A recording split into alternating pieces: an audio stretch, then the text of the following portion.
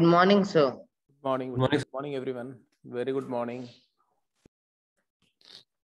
तो ये क्वेश्चन से स्टार्ट करते हैं. हम लोग मिडिल टर्म तक कर चुके थे लास्ट क्लास में, तो जनरल टर्म मिडिल टर्म पर बेस्ड कुछ क्वेश्चंस हैं, इनको फटाफट करिए.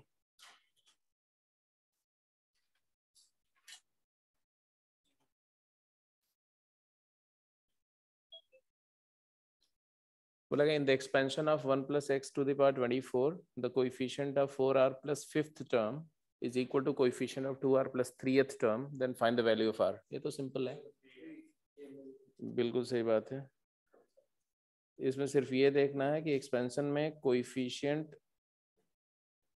कोएफिशिएंट ऑफ tr+1 जो होता है वो होता है 24cr इस पर्टिकुलर एक्सपेंशन में, क्योंकि इसका एक्सपेंशन होगा 24cr x की power r, sigma r varies 0 to 24.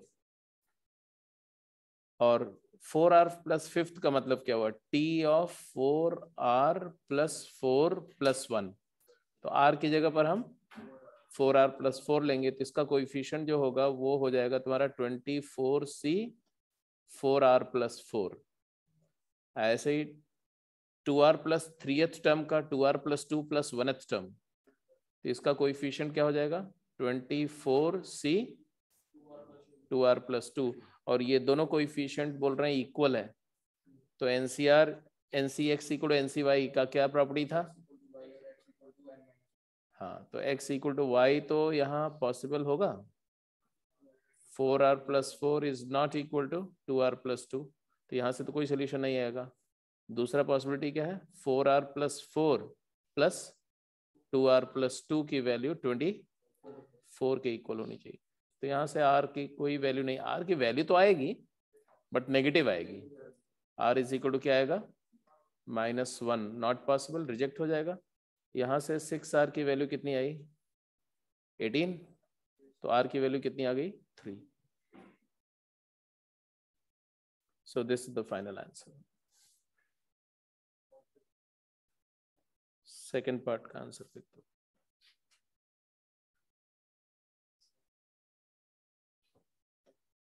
बोल रहे हैं find the number of terms in the expansion of x square plus 3 plus 4 by x square की पावर 15.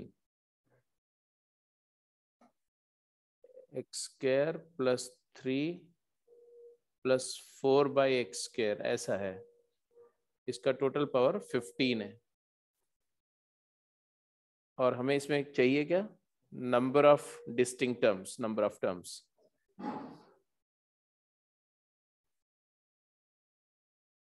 इसको थोड़ा सिंप्लीफाई किया जाए.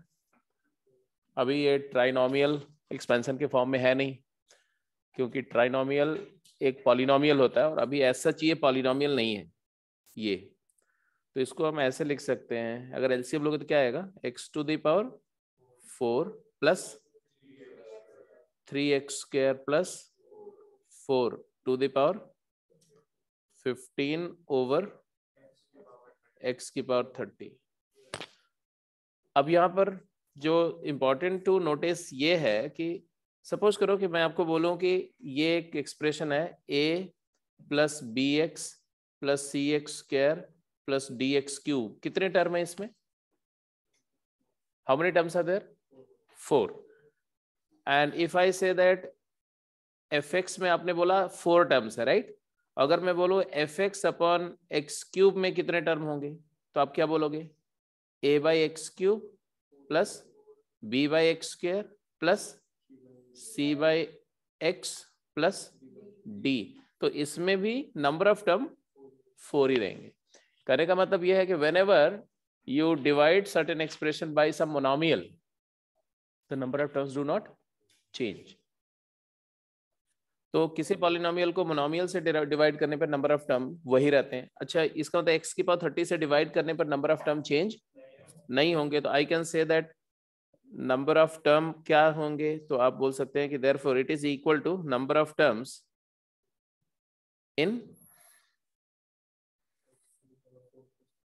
the expansion of 4 plus 3x square plus x to the power 4 whole to the power 15। अब इसमें कितने term होंगे,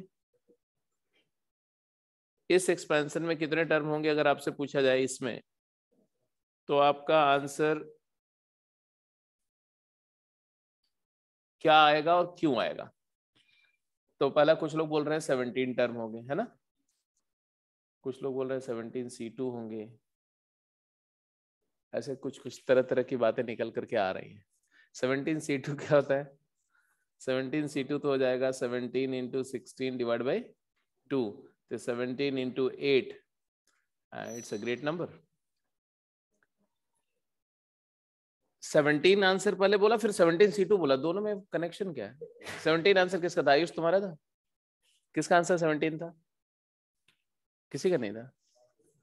है मतलब ऐसे ही मेरे कान बज रहे थे लग रहा है। अच्छा जी, कौन बताएगा भाई? ऑनलाइन से जो लोग कनेक्टेड है, कोई बताएगा इसमें कितने कितने टर्म्स हैं?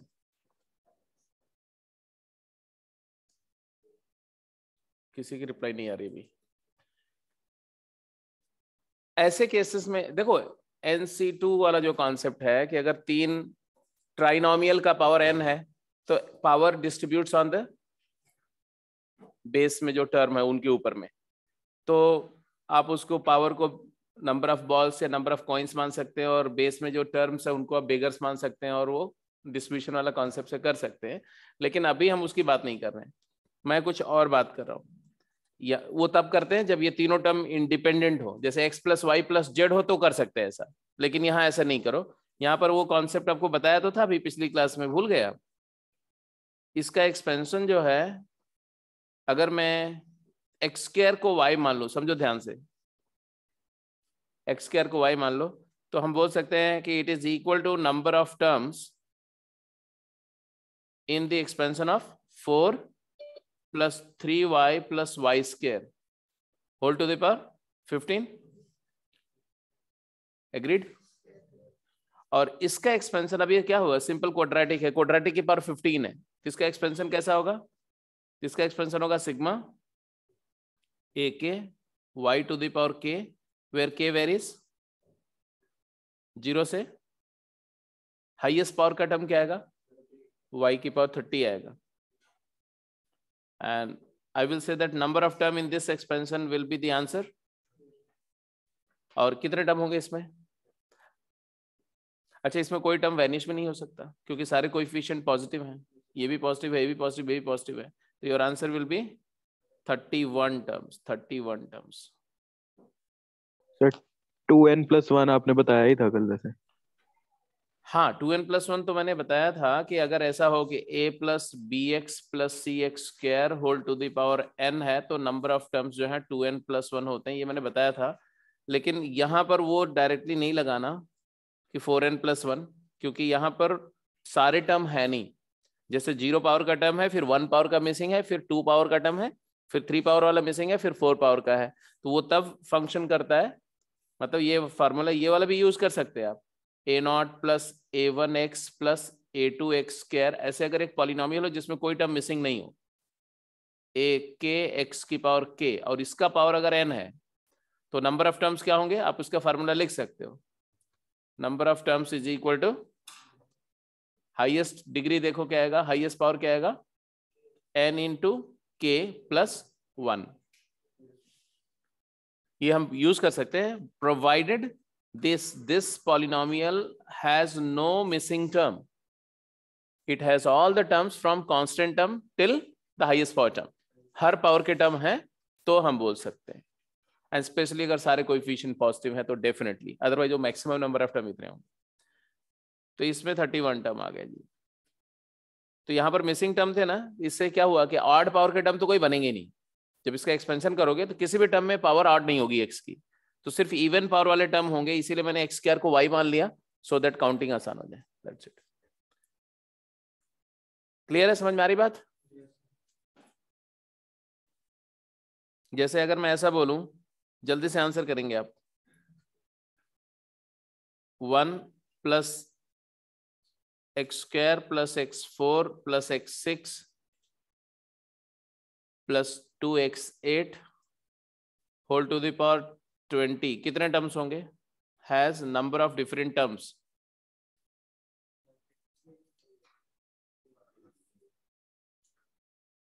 हाँ जी, तो क्या बोलेंगे आप? हाँ, तो आपने क्या किया, पहले तो बोला कि x square even term, even power के टर्म है, ऑड पावर के है नहीं, तो एक्स स्क्वायर को वाई मान लिया, तो हाईएस्ट पावर क्या आएगी? वाई की पावर 8, वाई की पावर 8 इंटू वाई की पावर 4, वाई की पावर 4 तो 20 इंटू 4 प्लस 1, तो आ जाएगा 81 टर्म्स। नेक्स्ट क्वेश्चन, बोल रहे हैं find the number of real negative terms, real positive terms and imaginary terms in this expansion.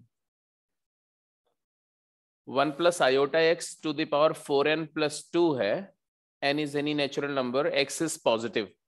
तो आपको बताना है कि इस एक्सपेंशन में कितने टर्म रियल होंगे, उसमें कितने टर्म पॉजिटिव होंगे, रियल पॉजिटिव होंगे, और कितने रियल नेगेटिव होंगे, और कितने नॉन रियल या इमेजिनरी टर्म्स होंगे।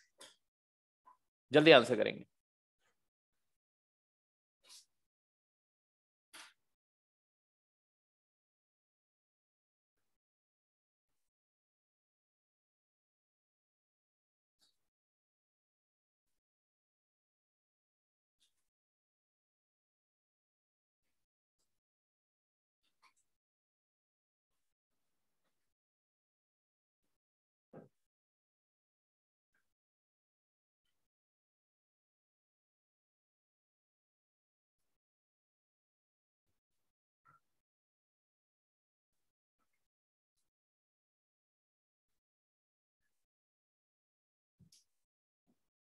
तो सबसे पहले तो इस एक्सपेंशन को आप लिखो। How does this expansion looks like? 1 plus iota multiple of x whole to the power 4n plus 2 है, 4n प्लस 2 है, तो इसका एक्सपेंशन जो आएगा वो ऐसा आएगा, sigma 4n plus 2 CR iota raised to the power r x to the power r varies 0 to 4n plus 2। ये 1 की पावर एनीथिंग इज 1, तो उसको मैंने लिखा। अब इसमें बात इंपॉर्टेंट क्या है, जनरल टर्म तो आप देख ही रहे हो, this is called general term, right? और इस जनरल टर्म में ये 4n plus 2 CR is always natural number. NCR की वैल्यू हमेशा एक इंटीजर होती है और पॉजिटिव इंटीजर होती है, ये तो हमेशा ही पॉजिटिव होगा। एक्स पॉजिटिव है कि नेगेटिव? एक्स पॉजिटिव है तो एक्स की कोई पावर अगर लेंगे तो वो भी पॉजिटिव ही होगी। मतलब इस टर्म का जो नेचर है, चाहे उसके साइन की बात करो, चाहे वो रियल होगा या नॉन रियल होगा, ये किस पे डिपेंड करेगा?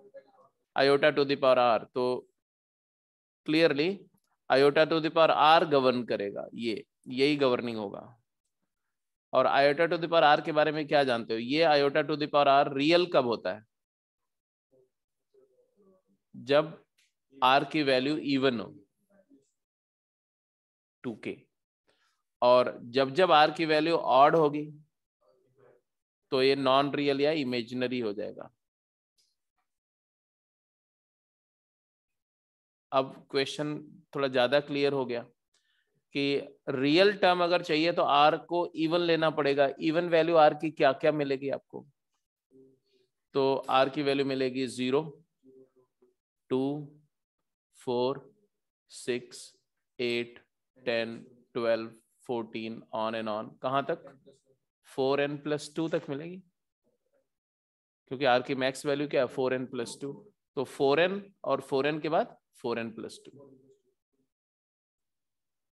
अब ये जो इवन वैल्यूज हैं आर की, उसमें iota to the power r, जब आर इवन है तो दो पॉसिबिलिटी है।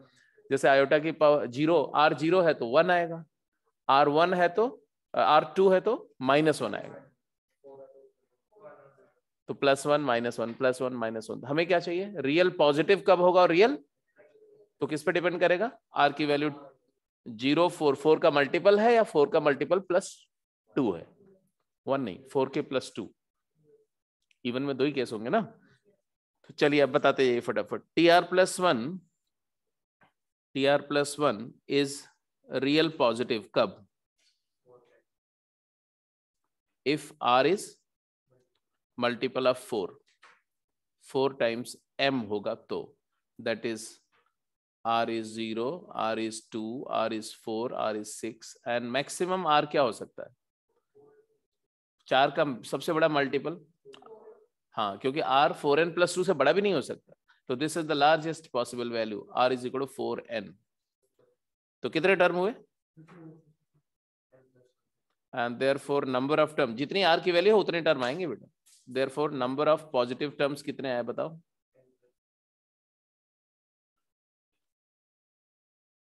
तो 0th मल्टीपल से स्टार्ट हो रहा है, first multiple, second multiple, third multiple 2 का, और ये 2n मल्टीपल, 2nth मल्टीपल है ना?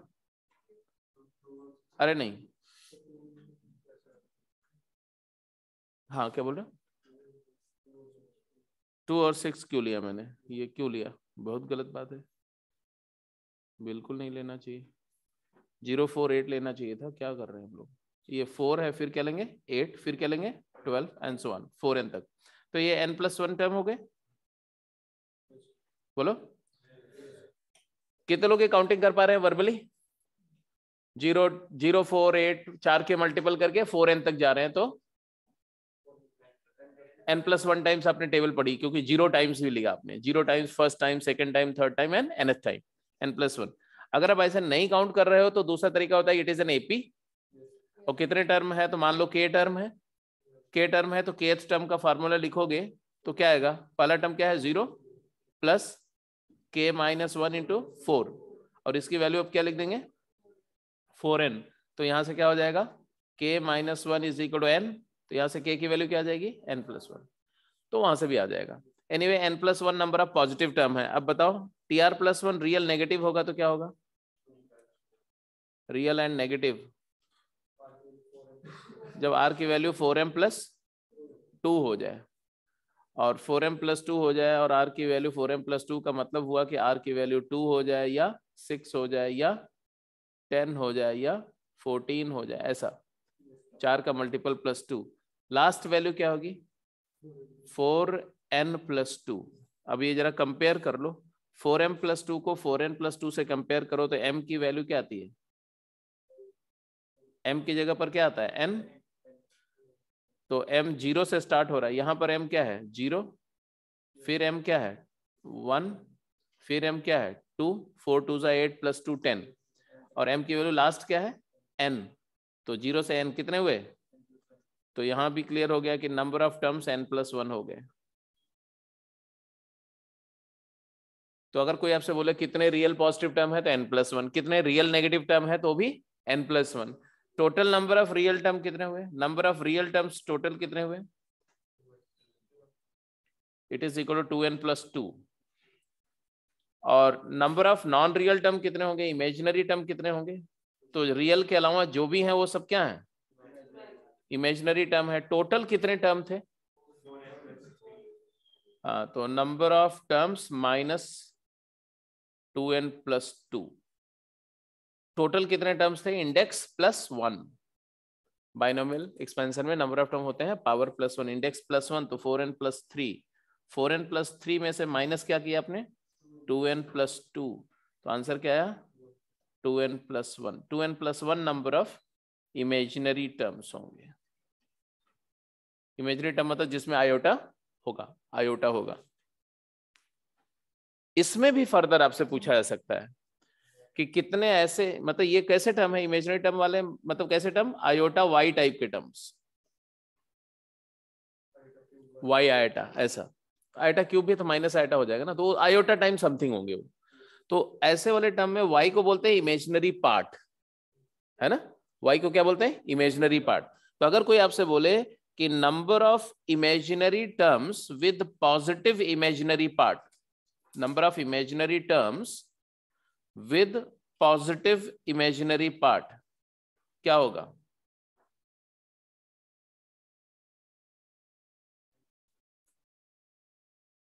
तो आयोटा, आयोटा क्यूब जो होता है वो क्या होता है?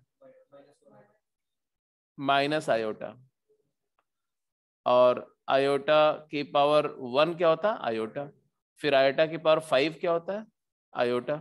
आयोटा की पावर 7 क्या होता है?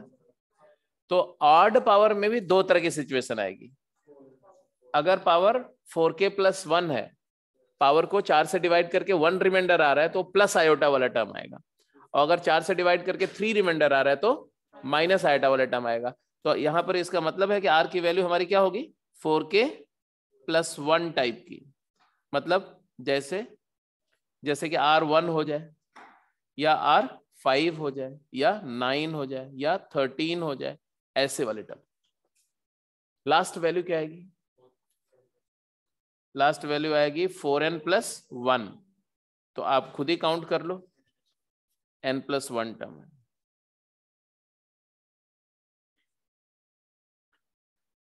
तो n + 1 टर्म है जो प्योरली रियल एंड पॉजिटिव होंगे, n + 1 टर्म ही होंगे जो प्योरली रियल एंड नेगेटिव होंगे, और n + 1 नंबर ऑफ टर्म होंगे जो इमेजिनरी होंगे बट पॉजिटिव इमेजिनरी पार्ट होगा, और n नंबर ऑफ टर्म्स होंगे जो इमेजिनरी होंगे बट उनका इमेजिनरी पार्ट नेगेटिव होगा। ठीक है जी, क्लियर है। तो इट्स अ कंप्लीट क्वेश्चन, मतलब एक क्वेश्चन जिसमें more than 1 choice correct type का क्वेश्चन, ऐसे कि इतनी सारी चीजें इसमें पूछी जा सकती हैं आपसे। आगे चलें, नेक्स्ट।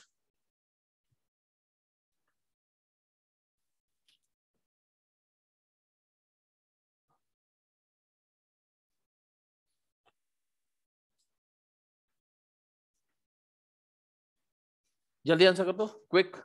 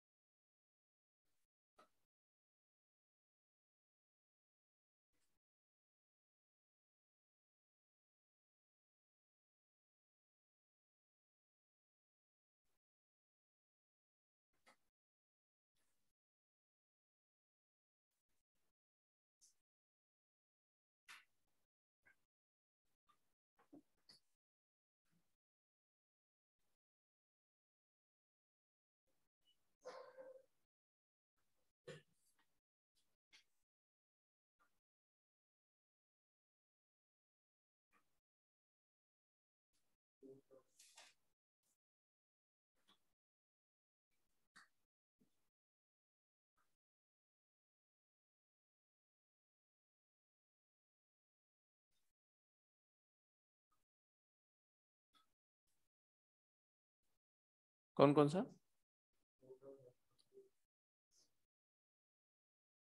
वो 2 टर्म जो रैशनल होंगे कौन कौन से आ रहे हैं?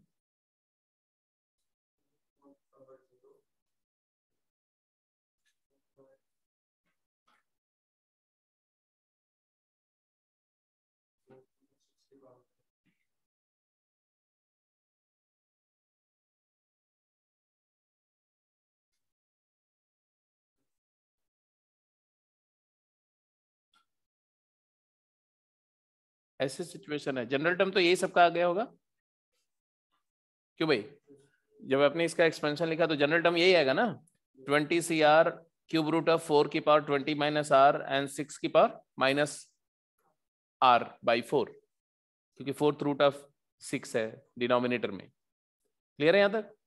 फिर 6 को मैंने 2 × 3 कर दिया, क्यों? क्योंकि प्राइम पावर्स सेपरेट कर रहे हैं, 2 और 3 की पावर सेपरेट किया तो अल्टीमेटली आया 2 की पावर में क्या आया, 4 को 2 क्या लिखा, 2 की पावर 2/3, तो 2/3 इधर मल्टीप्लाई हुआ है तो 40/3 - R, 40 - 2R/3, माइनस इधर से आया 2 की पावर -R/4 और 3 की पावर -R/4। Now in order to be rational, ये टर्म को रैशनल होने के लिए कंडीशन क्या है, रैशनल होने के लिए ये चीज इंटीजर होनी चाहिए और ये भी इंटीजर होनी चाहिए। क्लियर है? तो to get rest, to be rational, कौन किसके बारे में बात है, TR+1, क्योंकि जनरल टर्म पे हम प्रॉपर्टी इंपोज कर रहे हैं। TR+1 को रैशनल होने के लिए कंडीशन बोलो। तो सबसे पहले हुआ कि R/4 has to be integer and 40 - 2R divided by 3 also shall be integer. क्योंकि जब दो प्राइम्स हैं तो दोनों प्राइम की पावर इंटीजर होनी चाहिए। तो पहले तो r/4 इंटीजर होना चाहिए, मतलब r 4 का मल्टीपल होना चाहिए। तो ये पहली कंडीशन के लिए तो r को 4 का मल्टीपल होना चाहिए। तो r की वैल्यू क्या आएगी, या तो 0 आएगी, या तो 4 आएगी, या तो 8 आएगी, या तो 12 या 16 या 20। बट ये जो 6 वैल्यूज हैं, पॉसिबिलिटीज हैं, उसके लिए एक कंडीशन मीट आउट हो रही है कि 3 का पावर जो है वो इंटीजर हो गया। बट साथ के साथ हमारा 2 का पावर भी इंटीजर होना चाहिए। तो वो कंडीशन के लिए हम वेरीफाई करेंगे कि ये चीज कब कब इंटीजर होगी। तो r 0 हुआ तो रिजेक्ट हो गया, r की वैल्यू 4 भी रिजेक्ट हो गई। हाँ जी, तो इसमें से हमें देखना पड़ेगा किसमें से। हाँ वो भी कर सकते, ना भी करो तो क्या फर्क पड़ता है। 8 के लिए तो क्लियर आ रहा है। हाँ 8 के लिए क्लियर आ रहा है, 12 के लिए नहीं आ रहा है। अब कुछ लोग देख रहे हैं कैसे आ रहा है कैसे नहीं आ रहा है। अरे भाई 12 है ना, 12 यहाँ डालो तो क्या हुआ, 40 - 26 24 कितना आया, 16। 16 3 से डिविजिबल नहीं होता है ना। तो ऐसे रिजेक्ट करते जाइए। 16 भी नहीं कर रहा है, 16 2 × 32, 8 3 से डिविजिबल नहीं होता, बट 20 0 ठीक है। तो दो पॉसिबिलिटी आई, कौन सा, एक 9th term and 21st term are rational. ये दो रैशनल हो गए, रेस्ट जितने भी हैं वो क्या होंगे, rest are irrational terms. Middle term, which is the middle term, how many middle terms are there in this expansion? Power is even, number of term is odd, therefore only middle term। only middle term कौन सा है, only middle term is कौन सा term है, 11th term, and definitely 11th term is irrational है, क्योंकि दो ही rational है, 9th और 21st, बाकी सारे इरेशनल है। क्लियर है जी, सिंपल है, सिंपल ना, कोई दिक्कत तो नहीं है।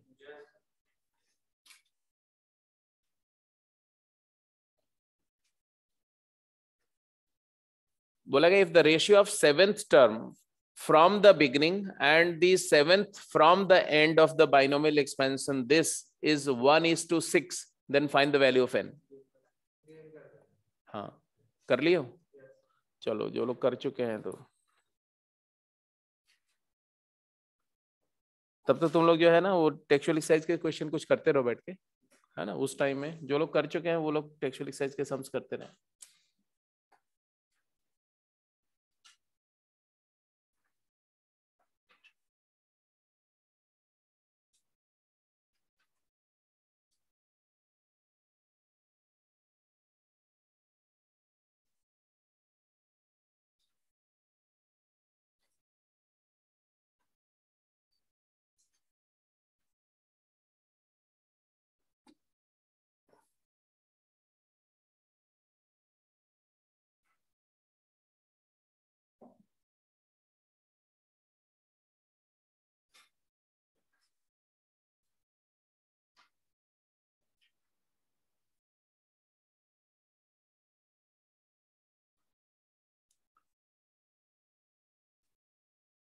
या तो इस क्वेश्चन का आंसर करो जो लोग कर चुके हैं सब, है ना। Find coefficient of x⁻7 in this expansion. ये जो एक्सपेंशन है इसमें x⁻7 का कोएफिशिएंट बताना आपको।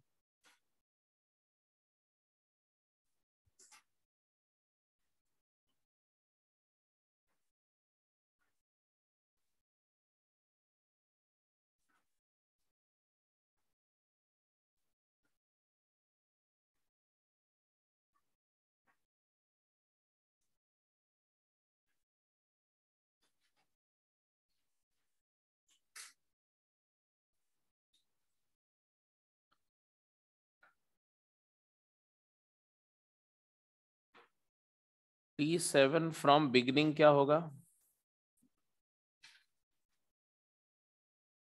इस एक्सपेंशन में T7 फ्रॉम बिगिनिंग होगा NC6 and cube root of 2 की power n-6 and cube root of 3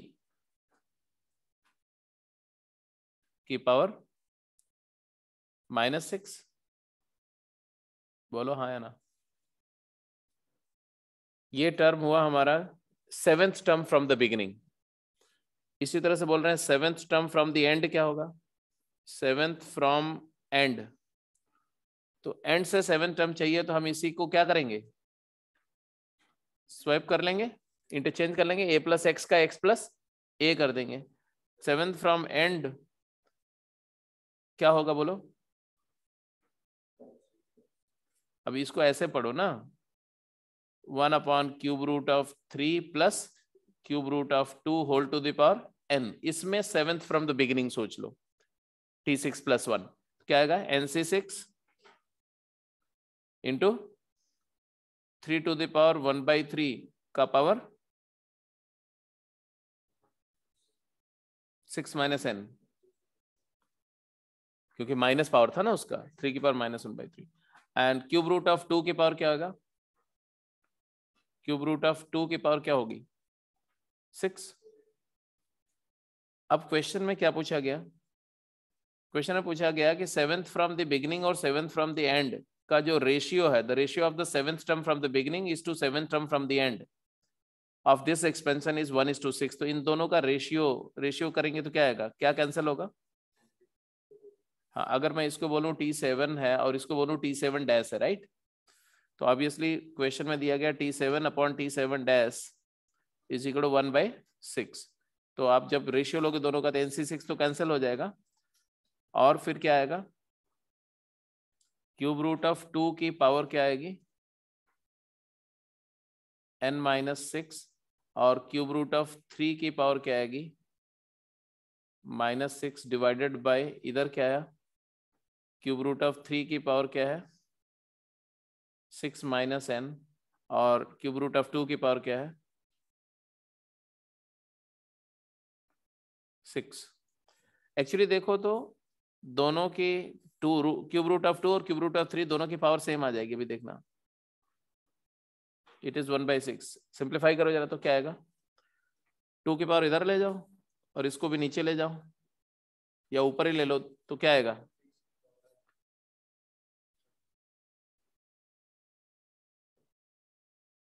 to की पावर 1/3 की पावर क्या आ रही है, n-12, बोलो हाँ या ना। और 3 की पावर 1/3 की पावर क्या आ रही है, 3 की पावर 1/3 की पावर क्या आ रही है, इसको भी ऊपर ले जाएंगे तो -6 + n-6 तो भी n-12 आएगी, and it is equal to 6 की पावर -1। एग्रीड, हाँ जी। इन दोनों को मल्टीप्लाई करोगे तो क्या आएगा, a की पावर x इंटू b की पावर x इज ab की पावर x। तो बेसिस मल्टीप्लाई होकर के 6 का क्यूब रूट हो जाएगा ना, तो 6 की power n-12 divided by 3 it is equal how much, 6 की पावर -1। यहां से हमारा आंसर आ गया क्या, n-12 की वैल्यू क्या आई, बाई 3 की वैल्यू आई -1, तो n-12 की वैल्यू क्या आई, -3, तो n की वैल्यू क्या आई, 12 - 3 दैट इज 9। क्लियर है,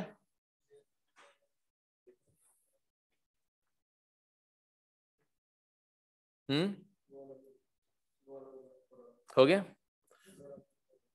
हाँ काफी बड़ा सा आ गया, कोई बात नहीं है, अभी देख लेते हैं। अगर आ गया है तो उसी में एक थोड़ा सा चेंज कर देना, उसका भी आंसर बता दो कि अगर इसी के साथ में 1 + x की पावर 7 भी मल्टीप्लाई कर दें, अब कोएफिशिएंट क्या होगा,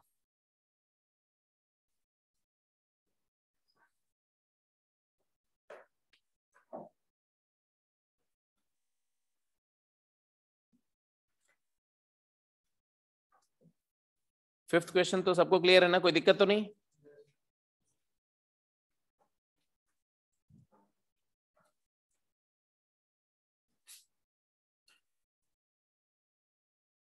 तो जो दूसरा क्वेश्चन दिया गया उस पर देखो, सबसे पहले आपको बोला गया कि ये वाला एक्सपेंशन में 2 + 3x + x² की पावर 13 इसमें बोला गया कि ऑब्वियसली इसका एक्सपेंशन जो होगा वो कुछ ऐसा होगा ना, ए के एक्स की पावर के, वेयर के वेयर इज 0 to 13 26। और इसमें आपसे बोला गया क्या निकालो, x की पावर 7 का कोइफिशिएंट। तो कोइफिशिएंट ऑफ x की पावर 7 मतलब a7 चाहिए हमें, a7 क्या होगा। तो इसको सॉल्व करने के कई सारे वेज हैं, जिसमें एक तरीका है कि इसको बाइनोमियली एक्सपांड कर दो। बाइनोमियल एक्सपांड करने के लिए आपको बाइनोमियल जैसा ट्रीटमेंट देना पड़ेगा। तो इसको आप क्या मान लो, a मान लो, और ये इसको x मान लो, x स्क्वायर ही रन दो, a प्लस एक्स स्क्वायर की पावर 13 ट्रीट करके इसको एक्सपांड करो। तो इस एक्सपेंशन को ऐसे भी लिख सकते हैं, क्या लिखेंगे, सिग्मा बोलो 13CR 2 + 3x की पावर 13 - r एंड x की पावर 2r। r वेरी करेगा कहां से कहां तक, 0 से लेके 13 तक। और इस एक्सपांशन में अगर आप ऑब्जर्व करो तो r की वैल्यू 3 तक वैलिड है, क्योंकि r की वैल्यू जैसे ही 4 होगी तो ये x की पावर 8 हो जाएगा, तो उसमें higher power, minimum power x8 मिलेगी। तो कोएफिशिएंट ऑफ x की पावर 7 हमें चाहिए। तो कोएफिशिएंट ऑफ x की पावर 7 इन क्या 13C0 2 + 3x की पावर 13 प्लस 13C1 2 + 3x की पावर बोल जाओ 12 into x square plus 13C2 2 + 3x की power 11 into x4 and 13C3 2 + 3x की पावर 10 इंटू एक्स की पावर 6। This is all. अब इन सब में कोएफिशिएंट आप फिगर आउट कर लेंगे। तो यहाँ से कोएफिशिएंट आप बोलते जा रहे हैं, तो कोएफिशिएंट क्या आएगा देखें आप, क्या बोलते हैं, फर्स्ट से बोलो 13C0 इंटू 13C7 2 की पावर 13 - 7 क्या होगा 6 और 3 की पावर 7। क्लियर है, ये हम लोग न्यूमेरिकल कोएफिशिएंट बोल रहे हैं, it is not necessarily binomial coefficient. पूरा जो x की पावर 7 के साथ जो भी मल्टीप्लाई होगा वो पूरा बता रहे हैं आप। अगला, अगले में प्लस, इस वाले में बताओ, यहाँ एक्स स्क्वायर है, सभी लोग समझो, कोई मतलब इसमें कोई रॉकेट साइंस नहीं है, बहुत सिंपल है ये बाहर एक्स स्क्वायर है, हमें क्या चाहिए x7। तो एक्स स्क्वायर में क्या मल्टीप्लाई करके x7 आएगा, एक्स स्क्वायर में क्या मल्टीप्लाई करें कि x की पावर 7 बन जाए, x की पावर 5। जिसका मतलब ये वाला एक्सपेंशन से हमें क्या चाहिए, x की पावर 5 वाला टर्म, बस इतना ही सोचना है। 13C1 तो रहेगा ही रहेगा, 12C5 यस 2 की पावर 7 इंटू 3 की पावर 5। क्लियर है जी। चलिए इसी बात पर जरा इसका और इसका भी जय हिंद कर दीजिए जल्दी से। 13C2 इंटू, यहाँ 4 है तो 3 चाहिए, तो 11C3 वेल डन 2 की पावर 8 3 की पावर 3 एंड लास्ट यहाँ से 1 चाहिए ना, तो 10C1 2 की पावर 9 इंटू 3। ये आ गया तुम्हारा टोटल कोएफिशिएंट ऑफ x की पावर 7। ठीक है, क्या इस प्रॉब्लम को सॉल्व करने का कोई और तरीका भी था?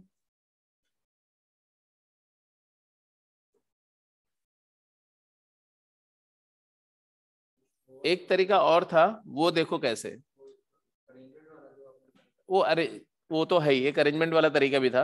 हालांकि अरेंजमेंट वाले तरीके में बहुत सारे कॉम्बिनेशन बनाने पड़ेंगे आपको, जैसे x की पावर 7 कितने तरीके से आएगा, तो बहुत सारे तरीके होंगे ना उसमें। एक तरीका होगा कि 6 7 से x आ जाए, है ना, फिर एक आ जाए कि 1 से x स्क्वायर आ जाए, और फिर 5 से x आ जाए, और बाकी सबसे 2 आ जाए ना, कांस्टेंट 2। x मतलब 3x, जहां पर मैं x बोलूंगा वहां 3x आएगा एक्चुअली, है ना। इसी तरह से एक तरीका है कि 2 जगह से x स्क्वायर आ जाए और 3 जगह से x आ जाए और बाकी सबसे 2 आ जाए। एक तरीका है कि 3 जगह से x स्क्वायर आ जाए, 1 जगह से x आ जाए, बाकी सबसे कांस्टेंट आ जाए। अब ये सारे परम्यूटेशंस करके, और जहां जहां x है वहां उतनी बार 3 आएगा, और जितनी बार कांस्टेंट है वहां तो वहां 2 आएगा, तो कर लेंगे तो चारों को ऐड करके यहाँ से भी आंसर आ जाएगा, नॉट बिग डील, ठीक है। लेकिन एक और तरीके की बात मैं कर रहा हूँ, ये दो बातें तो हम पहले डिस्कस कर चुके हैं ना। जब मैं एम्फेसाइज करता हूँ कुछ और है, मतलब है कि कुछ मैं डिफरेंट बताने जा रहा हूँ। वो अगर आप ध्यान से देखो तो ये एक क्वाड्रेटिक है ना, और ये एक ऐसा क्वाड्रेटिक है जिसको फैक्टर किया जा सकता है। क्या फैक्टर है इसका?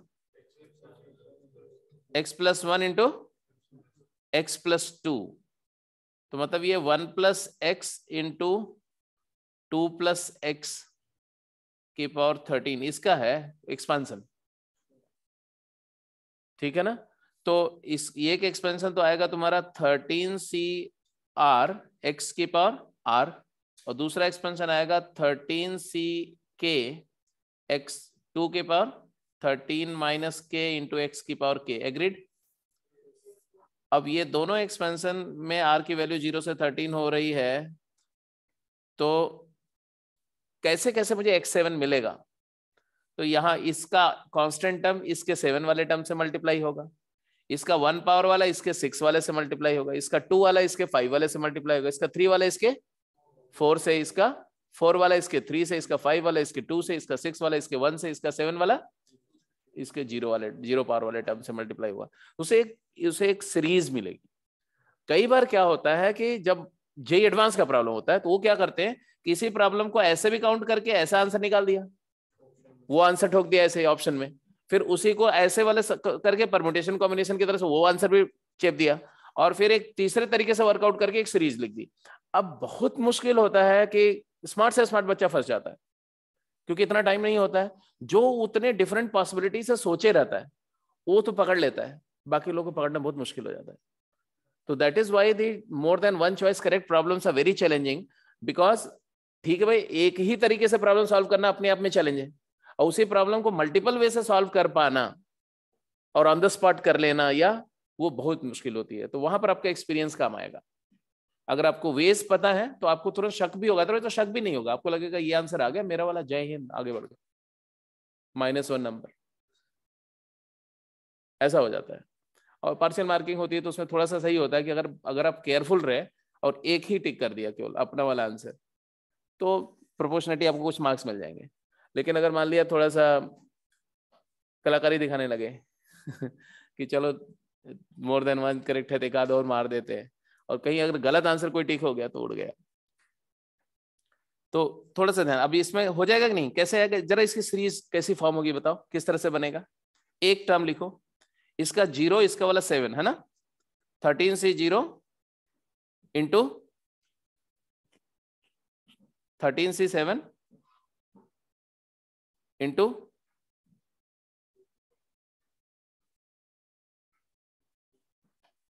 हाँ जी, अरे यहाँ पर तो ठीक है, यहाँ पर जब ने किया तो एक्स के को 7 लिया ना, के 7 लिया तो 2 की पावर क्या आया, 13 में 7 6 आया ना, प्लस इसका जब दूसरा वाला टर्म लेंगे कौन सा 1, आर की वैल्यू 1 होगी तो के की वैल्यू क्या होगी। अब देखो, मुझे मत देखो, यहां देखो एक्सपेंशन में आर अगर 1 होगा तो के क्या होना चाहिए कॉरेस्पॉन्डिंग 6 होगा, तो आएगा 13c1 इंटू 13c6 इंटू 2 की पावर 7। क्लियर है? ऐसे ही आप लिखते जाएंगे टर्म्स को, मैं छोड़ दे रहा हूं, अपने आप सोचना। अब जब अगला पार्ट में मैंने ऐसा कर दिया था ना कि इसको मल्टीप्लाई कर दो किससे, 1 + x की पावर 7। अब प्रॉब्लम ये वाले तरीके से जाएंगे तो it is going to be difficult. अगर आप ये वाले तरीके परम्यूटेशन वाले तरीके से जाएंगे, even then it is going to be difficult.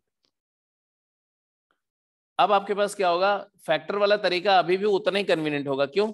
क्योंकि इसी एक्सप्रेशन में अगर एक फैक्टर, एक बाइनोमियल फैक्टर क्या है, 1 + x की पावर 7 मल्टीप्लाई हुआ, तो ये वाला पावर इसके साथ क्लब हो गया, तो 1 + x की पावर क्या हो गई 20, और यहां से ये वाला हटा दो और आंसर अभी भी आ जाएगा उसी तरह से। तो इसलिए मैं बोलता हूं कि हर मेथड इंपॉर्टेंट है। हर मेथड इंपॉर्टेंट इसलिए है क्योंकि सर्कमस्टांसेस के कॉरेस्पॉन्डिंग वो मेथड अच्छा या बुरा होगा। कुछ केसेस में वो इनकन्वीनियंट होगा, रिलेटिवली, तो किसी एक केस में वही ज्यादा डोमिनेंटली कन्वीनियंट होगा, दूसरे मेथड आपको बहुत फंसा देंगे, परेशान कर देंगे। तो पर्पस मेरा था कि कोएफिशिएंट पर थोड़ा इक्वेशन कराना। समझ में आ रहा है ना कैसे वर्कआउट करेंगे? ठीक है, हटा दो इसको।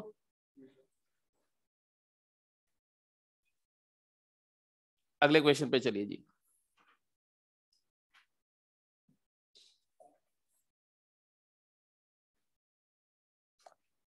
अब इसमें वैसे तो देखो कई सारे क्वेश्चन हैं, 3 पार्ट है, right?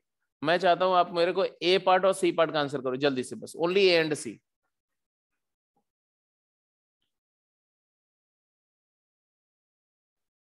A part and c part.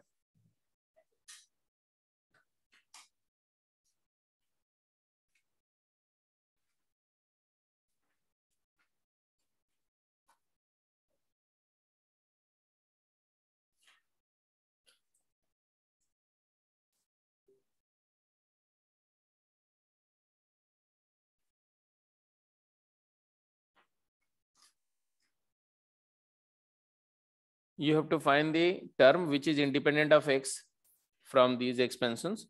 तो ए पार्ट का मैंने बोला और सी पार्ट का आंसर करिए।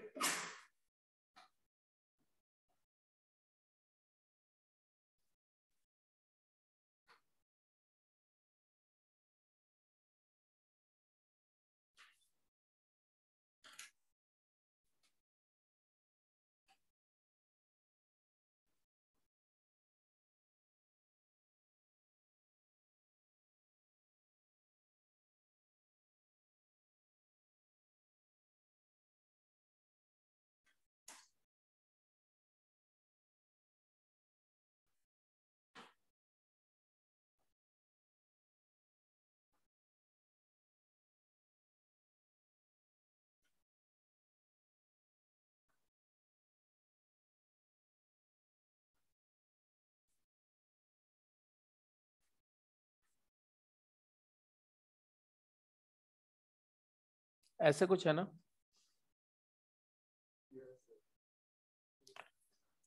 इंडिपेंडेंट ऑफ एक्स होने के लिए एक्स की जो पावर है वो क्या नहीं चाहिए? 0।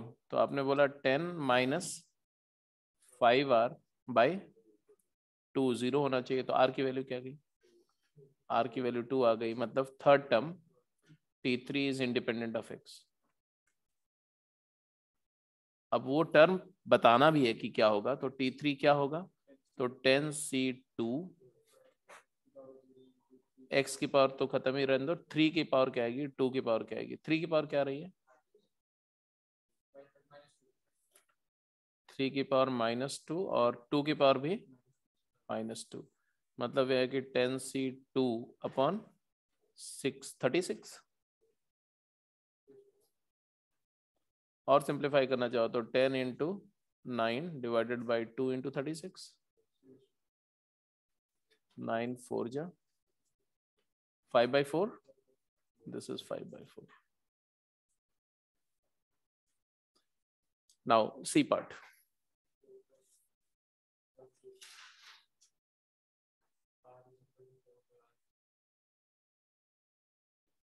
हम्म,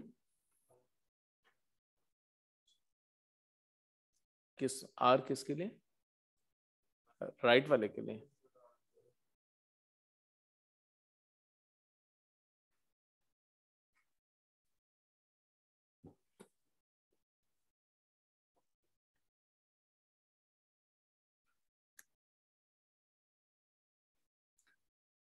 देखो ये अलजेब्रा का सबसे सिंपल टॉपिक है, इसमें कोई रॉकेट साइंस नहीं है, बहुत एलिमेंट्री कॉम्बिनेशंस का इस्तेमाल है, और बाकी सब कुछ जो है बेसिक मैथमेटिक्स है, बेसिक अलजेब्रा जो आपने 9वीं 10वीं तक पढ़ा हुआ है, एडिशन सब्ट्रैक्शन मल्टीप्लाई करना, एक्सपोनेंट का लॉ वगैरह वगैरह, और कुछ नहीं। बट इसमें बहुत पेशेंस चाहिए। बाइनोमियल के प्रॉब्लम में अगर आप कितने भी स्मार्ट क्यों नहीं हो, अगर आपने थोड़ा सा लापरवाही करी तो सब इधर का उधर हो जाएगा। तो इसलिए इसमें मतलब कि आपकी स्मार्टनेस नहीं काम आएगी, आपके अंदर में कितना एंड्योरेंस है वो काम आएगा।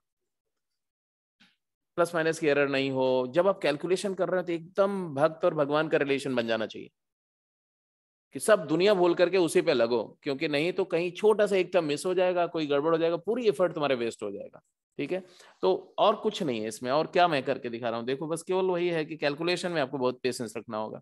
जैसे ये ट्राइनोमियल है और ये बाइनोमियल एक्सपेंशन जब इसका करेंगे तो इसमें तो ऑब्वियसली टोटल 10 टर्म्स आएंगे, वो 10 टर्म्स ये तीनों टर्म्स से मल्टीप्लाई होंगे, तो इन टोटालिटी 30 टर्म्स क्रिएट करेंगे। अगर ऐसे 1 to 1 सोचो तो उसमें से कुछ टर्म एक्स से इंडिपेंडेंट होंगे। उसको फिगर आउट करने का बेस्ट तरीका ये है कि पहले इस एक्सपेंशन को चलो लिखते हैं, इसको ऐसे रहने देते हैं, a + x + 2x क्यूब ऐसे रहने दो, और इसको लिखो तो इसको क्या लिखोगे, सिग्मा, समेशन के फॉर्म में ही लिखो, सिग्मा 9CR बोलो 3x² / 2 की पावर 9 - r -1 की पावर r 3 की पावर -r एंड x की पावर -r। मेरा पर्पस है x की पावर को आइडेंटिफाई करना, है ना। तो थोड़ा x की पावर को एक जगह कलेक्ट कर लो, फिर बात करते हैं आगे, है ना। 9CR 3 की पावर क्या है टोटल, 3 की टोटल पावर क्या आएगी, 9 - 2r, 3 की पावर आएगी 9 - 2r, और 2 की पावर क्या आएगी r - 9, 2 की पावर r - 9 आ रही है, और -1 की पावर r तो ऐसे अलग से लिख दो यहाँ पर ऐसे, और x की नेट पावर क्या आ रही है 18 - 3r, दैट्स गुड। और इसमें r जो है तुम्हारा 0 से 9 वर्क कर रहा है, इसमें मल्टीप्लाई हो रहा है a + x + 2x³। जब ये 3 टर्म को इस पूरी सीरीज में मल्टीप्लाई करेंगे तो हर एक टर्म इस सीरीज से मल्टीप्लाई करके एक सीरीज बनाएगा, तो एक्चुअली इसमें 3 सीरीज बनेगी। Are you getting my point? कौन सी 3 सीरीज, एक तो a × टोटल, और एक x × टोटल। तो मैं एक सीरीज लिख रहा हूं, a वाला तो यही आएगा ना, x वाला क्या आएगा वो मैं अलग से लिख दे रहा हूं। x मल्टीप्लाई होगा तो सब कुछ वही रहेगा, सिर्फ x की पावर चेंज हो जाएगी। तो दूसरा वाला टर्म ऐसा आएगा -1 की पावर r 9CR एंड 3 की पावर 9 - 2r, सब कुछ वैसे ही है, एंड 2 की पावर r - 9, x की पावर क्या हो जाएगा 19 - 3r। ये दूसरा वाला टर्म आ गया। यहां से x हटा दो, है ना, x का मल्टीपल हमने उधर अलग से लिख दिया। अब 2x³ जब मल्टीप्लाई होगा इसके साथ तो एक और टर्म क्रिएट होगा, वो क्या क्रिएट होगा वो भी लिख दो, बोलो -1 की पावर r 9CR, 3 की पावर वही रहेगा, हेलो, 2 की पावर चेंज हो जाएगा, 2 की पावर क्या हो जाएगा r - 8 हो जाएगा, क्योंकि एक पावर 2 की उसमें ऐड हो जाएगी, r - 8, और x की पावर क्या हो जाएगा 21 - 3r। अब इसको भी हटा दें, इसको भी हटा दें, तो आपके पास में जो आया a × तो a × ऐसे रहने दो भाई, a × ठीक है। एक्सपेंशन वही है, उसको मैंने अब 3 एक्सपेंशन में ब्रेक करके लिख दिया। अब हमें क्या चाहिए, what we are looking for, हमें चाहिए x की पावर 0 का टर्म। अब x की पावर 0 का टर्म यहां आएगा कि नहीं आएगा देखो, यहां आएगा कि नहीं आएगा देखो, यहां आएगा कि नहीं आएगा ये देखना। तो इसमें x की पावर 0 टर्म आएगा कैसे, इक्वेट करो पावर को 0 से, क्या आएगा, r की वैल्यू 6 आ गई।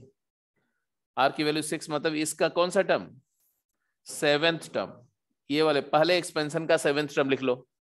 इसमें देखो 19 19 माइनस 3 आर को 0 करो, आर की वैल्यू 19/3 पॉसिबल ही नहीं है क्योंकि आर फ्रैक्शन नहीं हो सकता, तो नॉट पॉसिबल।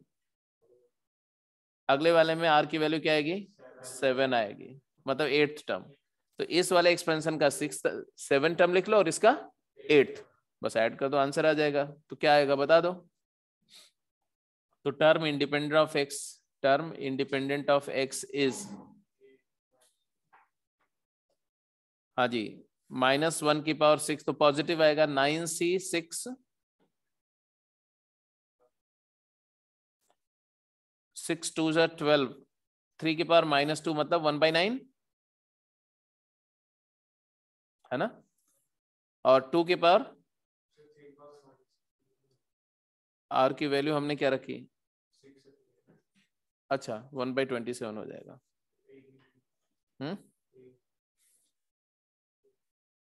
हाँ ए रहेगा, और 2 की पावर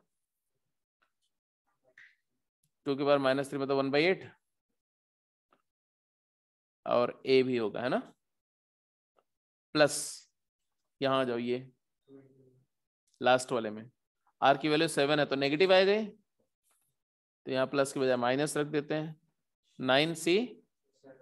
9c7 मतलब 9c2, इसको भी 9c6 मतलब 9c6 को 9c3 लिखो ना, इसको 9c2 लिखो। आगे 3 की पावर कितनी आई, 3 की पावर -5 मतलब 1/3 की power 5 into half into, that's it. अब सिंप्लीफाई करना चाहोगे तो अभी भी 9c3 का मतलब क्या होता है, 9 इंटू 8 इंटू 7/6, तो 84 होगा एक्चुअली ये, 9 8 से 72, और उसको 6 से डिवाइड कर 12 इंटू 7 आ जाएगा ना ये पूरा, तो ये 12 इंटू 7, तो बेसिकली तुम्हारे पास आया 12 into 7 divided by 8 into 27 multiple a, और माइनस 9c2 क्या होता है 36, 9 इंटू 8/2, 36 डिवाइडेड बाई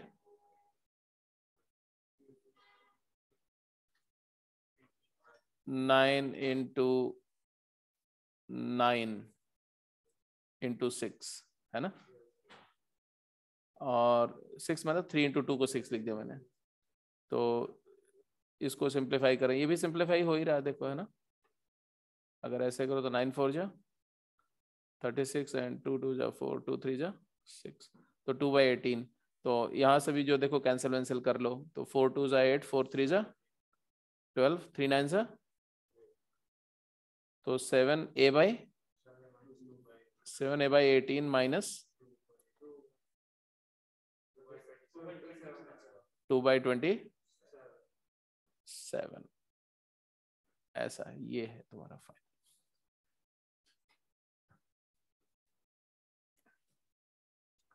ओके जी, अब इसमें आप मुझे पार्ट कौन कौन सा आंसर करोगे, इसमें से कोई 2 पार्ट चूज कर लो जिसका आंसर करना पसंद करते हो आप।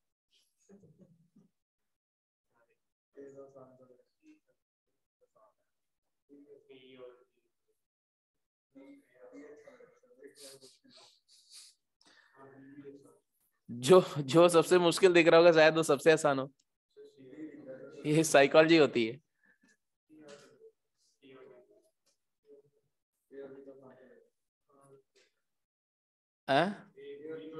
जितनी देर में सोच रहा था तो उतनी देर में 2 पार्ट का आंसर हो गया था।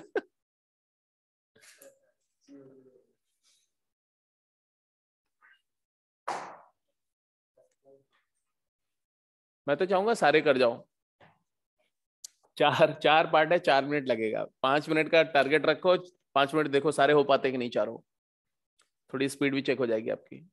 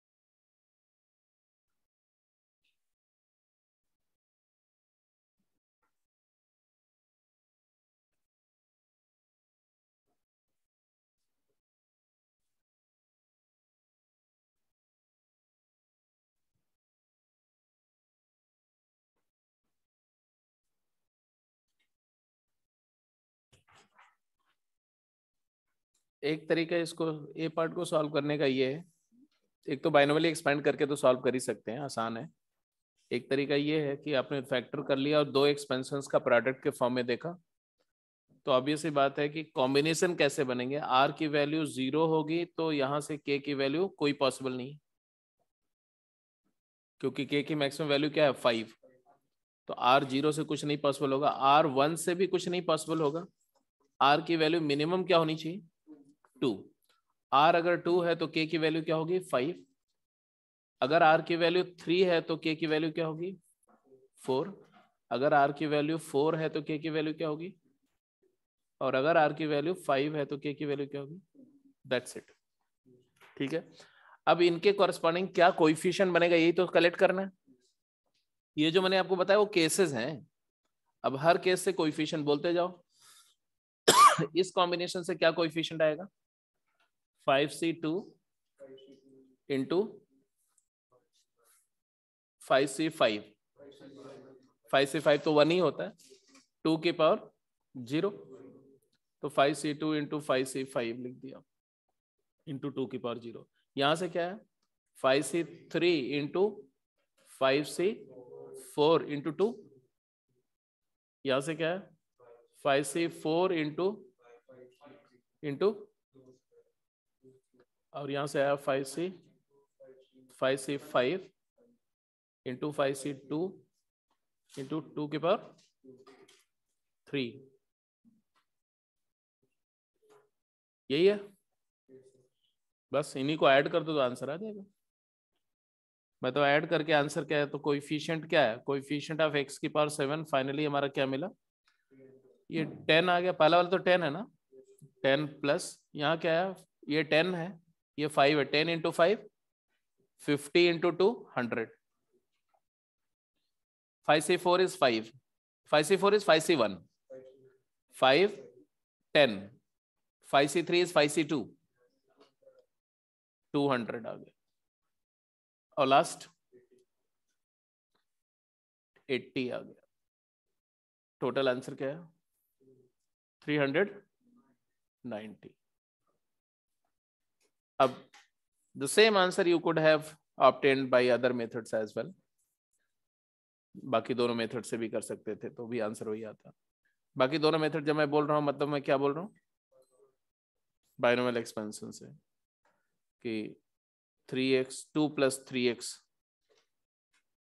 की पावर 2 प्लस 3x की power 5 minus r and x square की पावर x की power 2r, r varies 0 to 5 into 5cr, तो यहां से भी आपका एक्सपेंशन में आ जाता है, कोएफिशिएंट ढूंढ लेते हैं।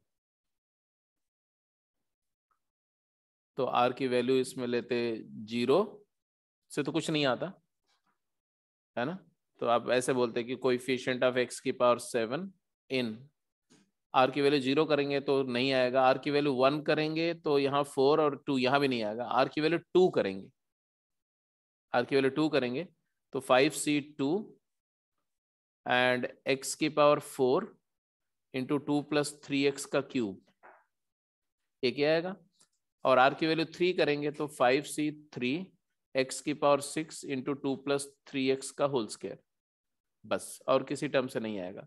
और यहां से क्लियर कट करेंगे तो देखो क्या आएगा 5c2 into 3c3 into 3 cube, यहां से एक टर्म आएगा, प्लस यहां से आएगा 5c3 इंटू, यहाँ 6 है तो यहाँ 1 चाहिए तो 2c1 एंड 2 की पावर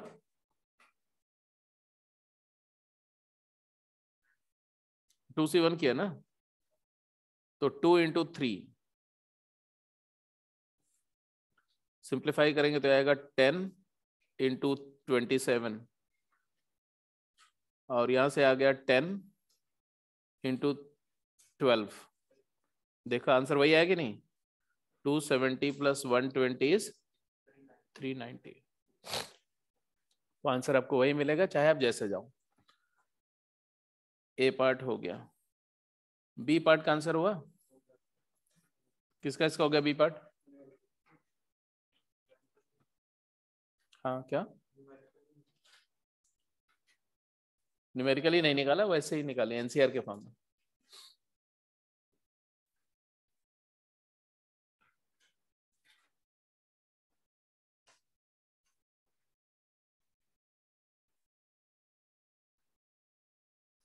किया कैसे? कॉम्बिनेटोरियल से किया। ध्यान से देख लेना कोई केस मिस ना हो। 11 का पार्टीशन करना पड़ेगा ना तुम्हें। तुम क्या सोच रहे थे? x की पावर 4, वेरी स्मार्ट। अच्छा, ऐसा कभी कभी क्वेश्चन में कॉकटेल खूब बनाते लोग। ऊपर वाले क्वेश्चन से आधी इंफॉर्मेशन, नीचे वाले की आधी मिलके सॉल्व करके कुछ और निकाल के उसको ऑप्शन भी दिख जाता है। तो इसका ध्यान रखना भाई।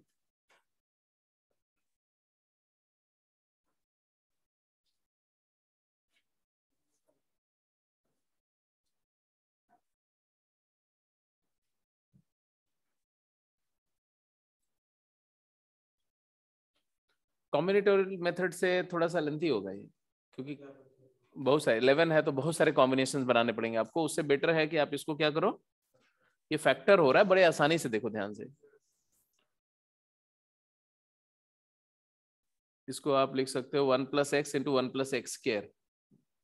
इन दोनों में से x² कॉमन लो तो 1 + x कॉमन आ जाएगा, तो 1 + x इंटू 1 + x²,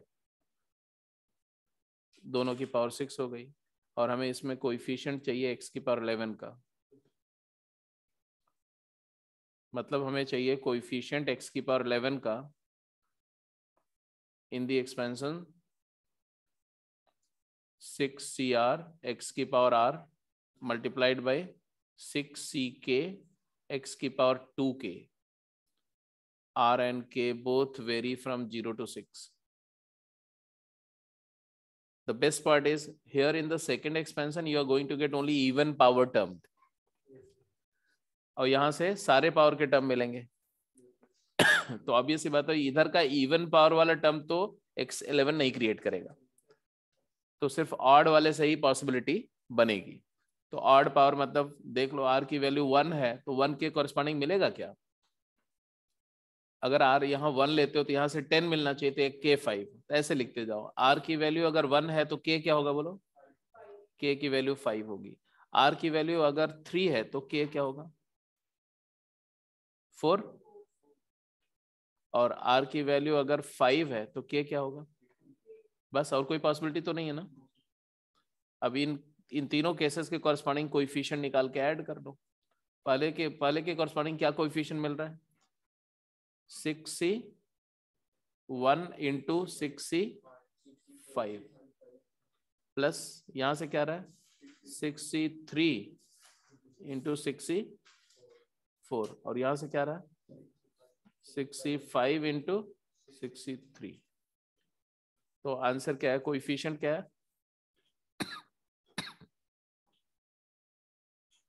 65 भी तो 61 है ना, बोलो। 65 इज नथिंग बट 61, क्लियर है कि नहीं? तो 61, ये तो 36 हो गया पहला वाला। 63 इंटू 64, 64 मतलब 62, और 63 का मतलब होता है 20। 6 इंटू 5 इंटू 4 बाई 3 फैक्टोरियल, तो 20, और 64 मतलब 62, 15, 20 into 15, 65 is 6 and 20, 6 into 20, check it out।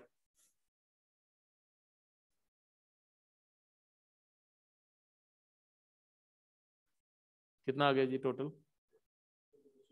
456।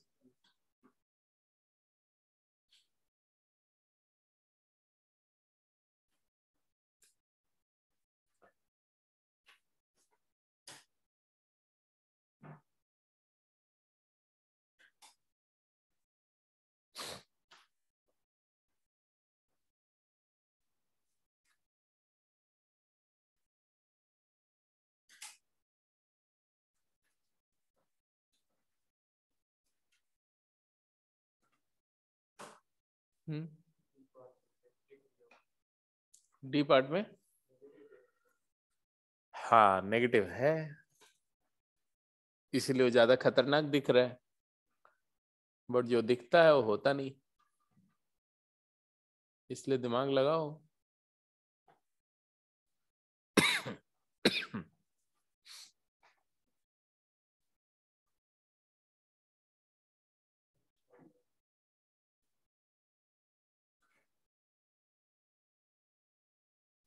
अब जैसे इसके बाद अगर सी और डी पार्ट किसी के सामने हो तो प्रेफरेंशियली वो सी करेगा, बट अगर थोड़ा पेशेंस के साथ में देखो तो तुम्हें लगेगा कि डी करना सी करने से ज्यादा इजी है। जो दिख रहा है उस पर मत जाओ, कि अपेरेंटली तो बड़ा टफ दिख रहा होगा, लेकिन डी को थोड़ा ध्यान से देखो।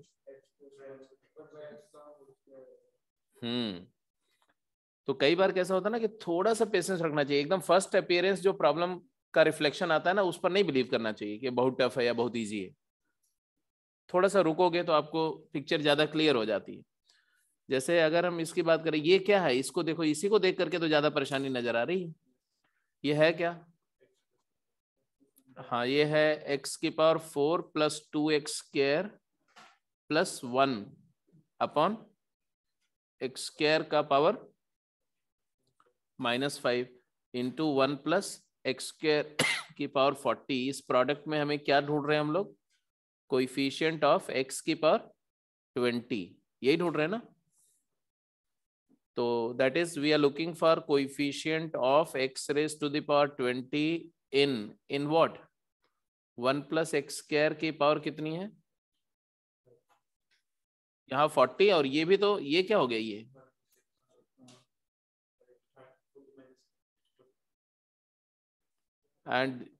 And into x⁻10। एग्रीड? बोलो, ठीक है यहां तक? अब ये दोनों क्लब हो गए, तो that means we are looking for coefficient of x⁻20 in the expansion of x⁻10 into 1 plus x² की power 30। That is we are looking for coefficient of x⁻10 in 1 plus x² की power 30। That is we are looking for coefficient of y⁵ in 1 plus y की power 30, and that is equal to 35। So आपने देखा, बस ये है, ये वो है, वो है, वो ये है, खत्म। कैलकुलेशन कहीं नहीं था इसके अंदर में। बट देखो अब शुरू में कितनी डिफिकल्ट लग रही थी प्रॉब्लम। तो टीचर की साइकोलॉजी को समझो, क्योंकि जो पेपर सेट कर रहा है वो पेपर सेटर भी तो कोई टीचर ही होगा। टीचर की साइकोलॉजी क्या होती है? बच्चों को डराना। सही बात है। पेपर में दो तरह का पेपर होता है। बोर्ड पेपर जो होता है उसमें टीचर की साइकोलॉजी क्या होती है? बच्चों को खुश करना, आसान पेपर देना, और ऊपर से गवर्नमेंट का ऊपर एक छड़ी होती है कि कॉपी भी लीनियंटली चेक करना। बच्चे ने अगर कुछ भी सही लिखा है तो मार्क्स देना। मतलब वो ढूंढ रहे होते हैं कि कहीं कुछ तो सही लिख दे यार, कुछ नंबर दे दो तेरे को।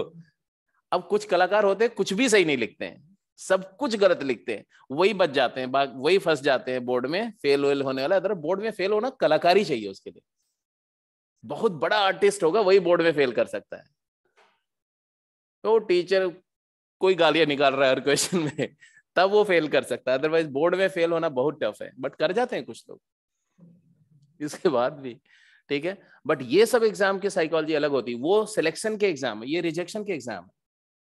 वो गलतफहमी में आपके सेलेक्ट करने के लिए, वो सेलेक्ट हो गया मैं, आप सेलेक्ट नहीं होते जी, वो रिजेक्ट नहीं कर पाते इसलिए आप सेलेक्ट हो जाते हो।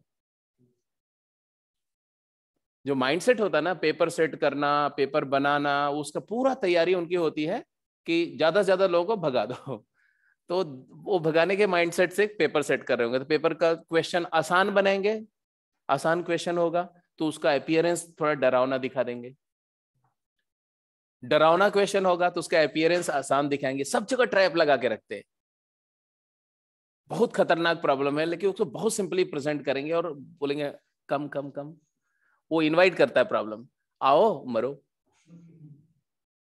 और जो बहुत डिफिकल्ट प्रॉब्लम है, भाग जाओ भाग जाओ भाग जाओ भाग जाओ, वो दूर से ही देख करके आधे से भाग गया। 75% बच्चे पढ़ते ही नहीं क्वेश्चन को, बोलते ये तो नहीं होने वाला, छोड़ दिया।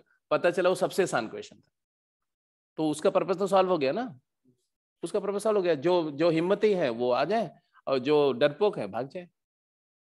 तो कुल मिला जुला करके आपके कुछ कैरेक्टरिस्टिक्स को उनको सिलेक्ट करना होता है, इस वजह से उस तरह का पेपर सेट किया जाता है। वैसे इस बार बोर्ड का पेपर भी अच्छा आया है। I was looking at the paper, it was good. And नहीं, मैथ्स का तो ठीक था।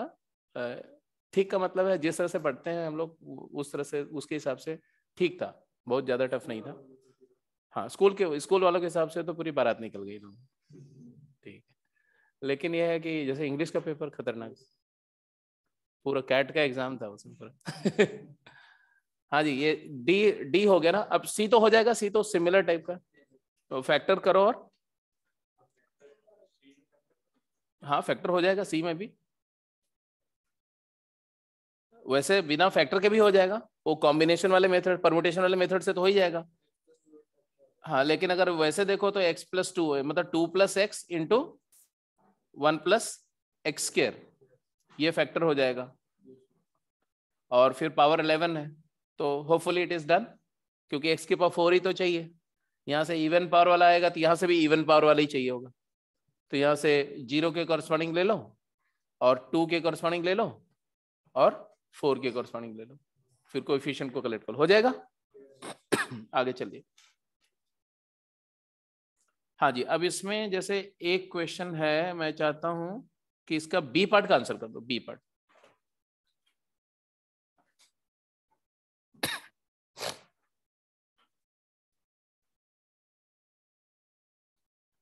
ए पार्ट तो स्ट्रेट फॉरवर्ड है, हाँ, बट बी पार्ट का आंसर करो।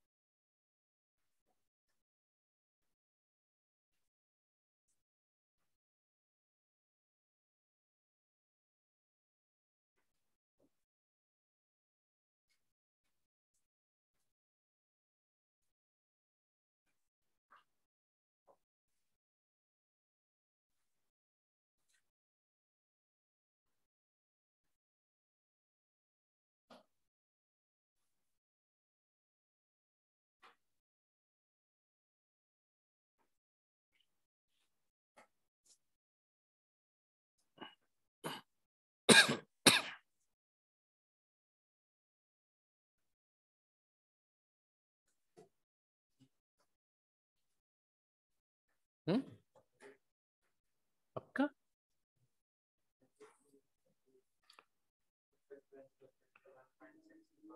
ठीक है, फैक्टराइज कर करके तुमने फैक्टराइज किया, अच्छी बात है। वो सामने वाला जो दूसरा वाला है 4 डिग्री 4 पावर वो क्यूबिक वाला टर्म, उसको फैक्टराइज करके 1+x इंटू 1+x² कर सकते हैं, फिर टर्म्स क्लब अब होंगे, वो भी एक तरीका है।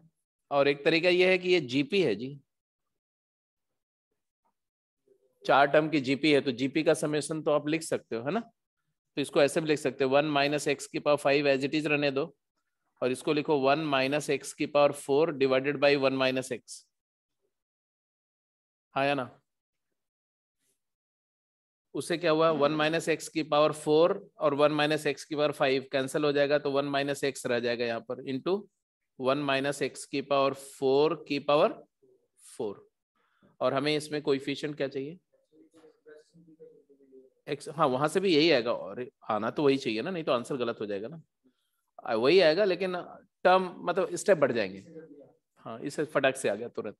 अब इसमें तुम्हें 2 एक्सपेंशन आ गया इसमें, coefficient of x⁴ 15 in 1-x⁴ minus x times 1-x⁴ यही आ रहा ना।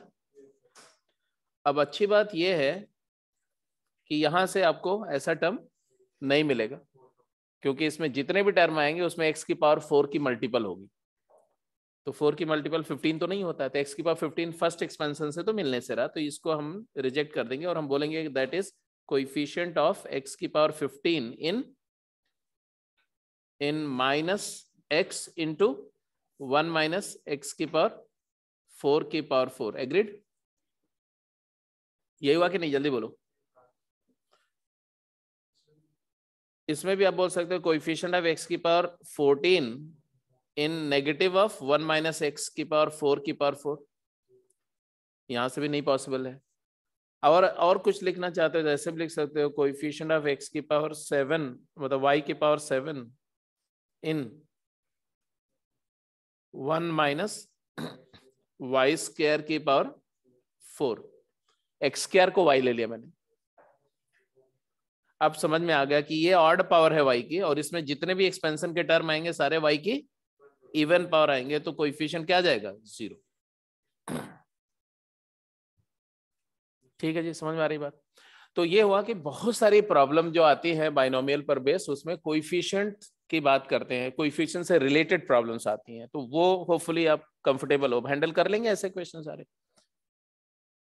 अब लास्ट आज के लिए एक डिस्कशन और कर लेते हैं। ये सब क्वेश्चन अभी छोड़ दो, ये सब तो आप ऐसे तमाम क्वेश्चन कर चुके हैं हम लोग, है ना? एक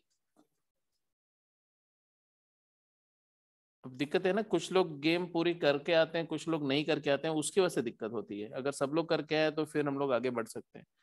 एनीवे, ये गेम में प्रॉब्लम है, मिडिल टर्म की प्रॉब्लम है, ठीक है? गेम में और मिडिल टर्म की 2 प्रॉब्लम मिडिल टर्म की थी गेम में, जिसमें एक प्रॉब्लम थी ऐसा, इसको जरा करके बताओ। 1 प्लस एक्स की पावर 2n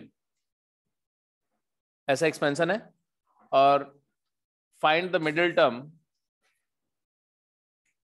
नहीं, show that the middle term of this expansion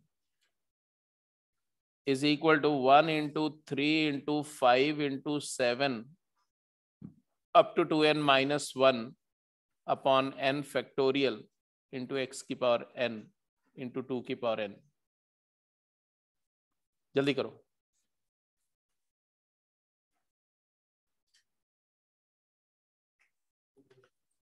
इस एक्सपेंशन का मिडिल टर्म ये है, ये बताना है आपको।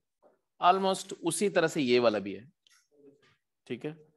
तो एक करेंगे तो दूसरा आ जाएगा, तो ये वाला करके बताओ। तो क्या करेंगे, कौन सा टर्म मिडिल टर्म होगा? कितने टर्म होंगे?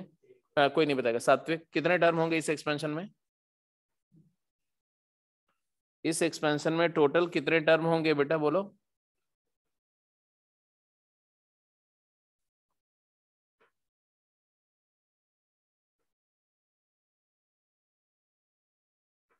अब जिस क्लास में इतने पहुंचे हुए संत बैठे हुए हो, उसमें तो टीचर तो धन्य हो जाना चाहिए, टीचर को, है?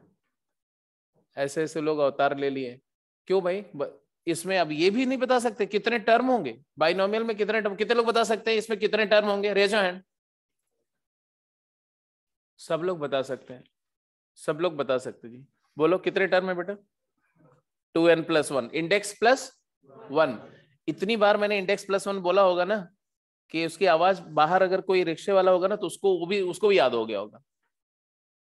इसमें इंडेक्स प्लस 1 टर्म होंगे, और श्रीमान यही बैठ करके मतलब कि कान खुले हुए हैं, आंख खुली हुई, लेकिन आंख से ब्लाइंड, कान से डम, एकदम डीफ एंड डम होकर के बैठे हुए साहब। रुक, तो अभी क्लास के बाद में बात करता हूँ घर पे तुम्हारे, ठीक है जी? तो 2n प्लस 1 टर्म का मतलब क्या हुआ? n term in the beginning, n term at the end, और एक टर्म मिडिल। तो मिडिल टर्म के पहले n टर्म है, मिडिल के बाद में n टर्म है, तो मिडिल टर्म कौन सा टर्म हुआ? कौन सा टर्म हुआ middle term? n plus 1th term हो गया। तो मिडिल टर्म अगर आपसे पूछा जाए तो आप बोलेंगे क्या? tn plus 1। tn प्लस 1 क्या होगा? 2n cn x की पावर n। 2n cn क्या होता है? 2n factorial upon n factorial into n factorial into x की पावर n। आपको दिखाना है कि ये चीज इसके इक्वल है। तो उसके लिए आप क्या करेंगे, तो सबसे पहले तो ये 2n फैक्टोरियल क्या होता है समझो, क्या होता है 1 से लेके 2n तक का प्रोडक्ट। तो इसमें क्या क्या आएगा, ऑड नंबर सारी आएंगी 1 3 5 7, ये तो सारी आएंगी ना, कहां तक 2n माइनस 1 तक। और क्या आएगा, इवन फैक्टर भी सारे आएंगे, उसको अलग से लिख दिया मैंने 2 into 4 into 6 up to 2n, और upon n factorial into x की पावर n, यही था ना। अब हमें यहां से क्या देखना है, कितने फैक्टर है इसमें, n फैक्टर हैं, टोटल 2n थे, n ऑड और n इवन। हर एक इवन फैक्टर से 2 निकल जाएगा बाहर, कितनी बार आपको 2 मिलेगा, n टाइम्स। तो वो n2 बाहर लो तो आएगा 2 raise to the power n into x to the power n into 1 3 5 7 up to 2n minus 1 divided by n factorial into n factorial. अच्छा, यहां से सबसे 2 निकल गया तो क्या बचा, 1 into 2 into 3 into 4 up to n। 1 से n का प्रोडक्ट को क्या बोलते हैं, n फैक्टोरियल। तो ये n फैक्टोरियल से कैंसिल हो गया, आंसर आ गया कि नहीं, दैट्स इट। ठीक है, तो ऐसे आप मिडिल टर्म की प्रॉब्लम सारी कर जाएंगे। ये वाले क्वेश्चन तो वर्बली आप आंसर कर जाएंगे, है कि नहीं। जरा बताओ तो ये पहले में कितने टर्म है, क्विक जल्दी बोलो। 2 लोग नहीं बोलेंगे बस। इसमें कितने टर्म है, सबसे पहले क्या देखना है, यहाँ पावर सारी है कि नहीं, 1 2 3 सारी है। तो हाईएस्ट पावर क्या है 70 इंटू 3 200, 200 10 प्लस 1 200, हाँ जी। बी कितने टर्म है 121। सी कितने टर्म है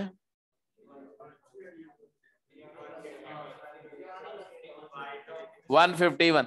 ये 151। इवन पावर है, ऑड पावर मिसिंग है, तो एक्स स्क्वायर को वाई मान लो, एक्स स्क्वायर को, तो 1 plus y square plus y cube, तो 151 टर्म।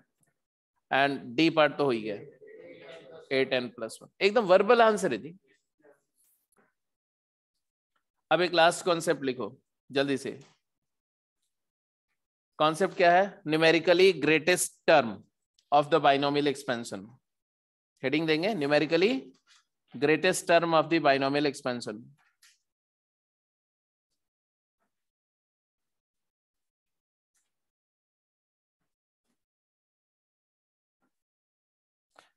अगर एक एक्सपेंशन है a plus x to the power n, नहीं नहीं नहीं ऐसा नहीं, कभी भी कोई भी कॉन्सेप्ट के लिए प्रायर नोशन मत रखो, let it be unfolded.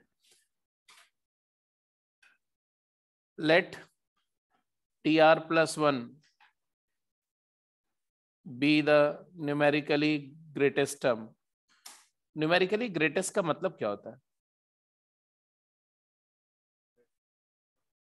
Numerically greatest का मतलब हो गया जिसकी न्यूमेरिकल वैल्यू सबसे बड़ी हो। न्यूमेरिकल वैल्यू मतलब मैग्नीट्यूड, जिसका मैग्नीट्यूड सबसे ज्यादा हो। Numerically greatest term of expansion हम आपको दे रहे हैं a प्लस एक्स की पावर n, दैट इज इसका एक्सपेंशन कैसा नजर आता है, NCR a की पावर n माइनस r और x की power r goes 0 to n। बोल रहे हैं इस एक्सपेंशन में टोटल n प्लस 1 टर्म है, आप बताओ कि उसमें से कौन सा टर्म न्यूमेरिकली लार्जेस्ट होगा। तो हमने मान लिया कि कौन सा टर्म लार्जेस्ट है, r प्लस 1th टर्म। मैंने बताया था ना कि जब भी स्पेशल प्रॉपर्टी वाला टर्म चाहिए तो जनरल टर्म के लिए ज्यूम कर लेते हैं। अगर tr प्लस 1 न्यूमेरिकली लार्जेस्ट है, इसका मतलब क्या है, इसका मतलब है कि tr प्लस 1 जो है वो बड़ा है tr प्लस 2 से और बड़ा है tr से, मतलब सबसे बड़ा है मैग्नीट्यूड वाइज। और हो सकता है कि इक्वालिटी भी हो जाए, इसलिए मैंने वी कंसिडर द ऑप्शन कि हो सकता है कि ये rth और r प्लस 1th वाले इक्वल हो जाए, या r प्लस 1th और r प्लस 2th वाले इक्वल हो जाए, ऐसा हो सकता है। Going along this two inequality, अगर मैं फर्स्ट इनइक्वालिटी को सॉल्व करूं केस 1, एक मैं सॉल्व करता हूं तो दूसरा आप अपने आप सॉल्व करके दिखाएंगे, एक मेरे साथ सॉल्व करिए। इसका मतलब होता है कि TR+1 अपॉन TR का mod greater than equal to 1 है। और अगर इसको हम आगे फर्दर कैरी आउट करें इस पॉसिबिलिटी को, TR+1 क्या होता है जी, NCR एंड A की पावर n-r और x की power r, whereas TR हो जाएगा NCR-1 A की पावर n-r+1 और x की पावर r-1 का magnitude is greater than equal to 1। अब देखो तो ये ऐसा आ गया NCR upon NCR-1। I hope ये जानते हो आप इसको क्या बोलते हैं। NCR/NCR-1 की वैल्यू क्या होती है? n-r+1 upon n r। Minus lower subscript divide by larger subscript. Direct लिख दो, थैंक यू। तो n-r+1 अपॉन r और उसके साथ आएगा x अपॉन a। और मॉड की प्रॉपर्टी होती है कि mod a into mod b मतलब मॉड ए बी। तो a इंटू बी का मॉड मतलब फर्स्ट का मॉड इंटू सेकेंड का मॉड। तो मैं मॉड को डिस्ट्रीब्यूट कर दूं, आपको कोई तकलीफ तो नहीं हो रही? कोई बात नहीं, ऐसा कर दिया। अच्छा जी, ये जो पहली वाली क्वांटिटी ये तो पॉजिटिव है, क्योंकि एनसीआर भी पॉजिटिव है, NCR-1 भी पॉजिटिव है, तो ये रेशियो भी पॉजिटिव होगा, होना भी चाहिए। देखो आर की वैल्यू मैक्सिमम क्या हो सकती है, n, तो भी ये पॉजिटिव ही है ना। पॉजिटिव है तो पहले वाले से मॉड हटा दे, पहले वाले टर्म से मॉड हटा दे। तो let me remove mod from here. तो यहां से एक कंडीशन आ रही है जी कि n+1 divided by r-1 is greater than equal to mod of a/x। Being a positive number, इससे डिवाइड मल्टीप्लाई करने पर इनइक्वालिटी नहीं चेंज होगी, तो इसलिए उसको उधर ले गए। किसको? मॉड x बाई a को उधर ले गए, तो मॉड a/x हो गया, दूसरे साइड में जाके डिवाइड होगी, है ना। बोलो। और दोनों साइड 1 ऐड कर दो, अगर इधर भी 1 ऐड कर दो इधर भी 1 ऐड कर दो, तो -1 + 1 कैंसिल हो गया। आप अगली लाइन में लिखना, आप अगली लाइन में लिखना, ये नहीं कि वहीं में 1 ऐड करने लगना। अब ये आ गया, ठीक है जी। यहां से मुझे क्या मिल रहा है, मतलब आपको भी वही मिल रहा है क्या? r is less than equal to n+1 divided by 1 plus mod of a/x।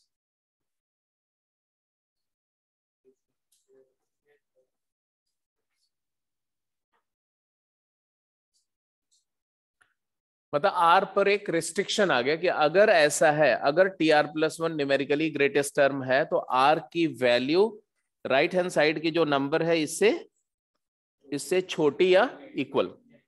अच्छा, ये n क्या होगा? कोई भी एक्सपेंशन देंगे तो इंडेक्स तो दिया होगा ना, 7, 8, 13 कुछ मेंशन्ड होगा।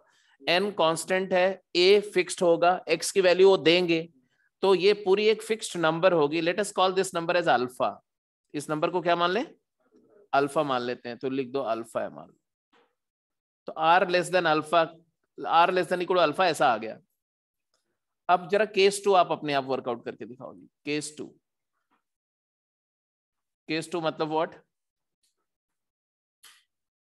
केस 2 मतलब जब TR+2 अपॉन TR+1 का magnitude is less than equal to 1, है ना। इसको इधर ले जाएंगे ना, ये वाली इनइक्वालिटी कंसीडर कर रहे हैं अब आप। TR+2 लिखो बेटा, NCR+1 a की पावर n-r-1 x की power r+1 divided by NCR a की पावर n-r x की power r mod is less than equal to 1।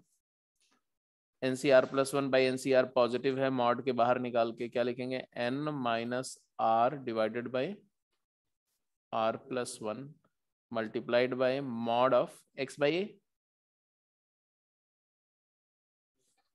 है ना। x by a is less than equal to 1। तो यहां से आया n+1 -r+1 divided by r plus 1 is less than equal to mod of a by x. n plus 1 divided by r plus 1 is less than equal to 1 plus mod of a by x. तो यहां से आया कि r plus 1 is greater than equal to n plus 1 upon 1 plus mod a by x. वही number फिर से आ गई picture में, अल्फा। तो यहां से जो कंडीशन आ रही है वो आ रही है r is greater than equal to alpha minus 1। Hello, clear है कि नहीं? अब ये दो कंडीशंस जो है इंटरेस्टिंग है कि आर, दोनों कंडीशन को क्लब करो एक साथ, तो आपके पास आर पर एक कंप्लीट बाउंडेडनेस की कंडीशन आ गई कि आर कोई ऐसे वैसे नंबर नहीं हो सकते। आर जो है बिल्कुल एक ट्रिवियली दो नंबर के बीच कन्फाइंड नंबर होगी।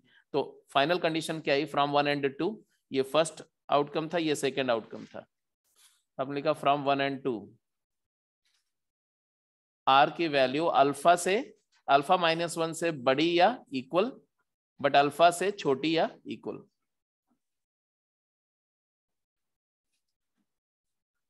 दो नंबर्स हैं, अल्फा और अल्फा माइनस 1 दो नंबर्स हैं, रियल नंबर्स हैं।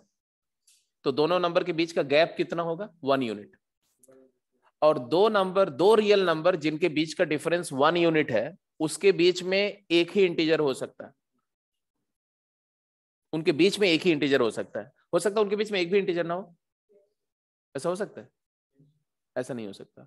एक तो होगा कम से कम, है ना? एक ही केस होगा जब उनके बीच कोई इंटीजर नहीं होगा, जब वो खुद ही इंटीजर हो जाए। जैसे अल्फा इंटीजर हो गया तो अल्फा माइनस 1 भी इंटीजर हो गया, तो दो कंसेक्यूटिव इंटीजर के बीच कोई इंटीजर नहीं होगा। अदरवाइज एक इंटीजर जरूर मिलेगा आपको।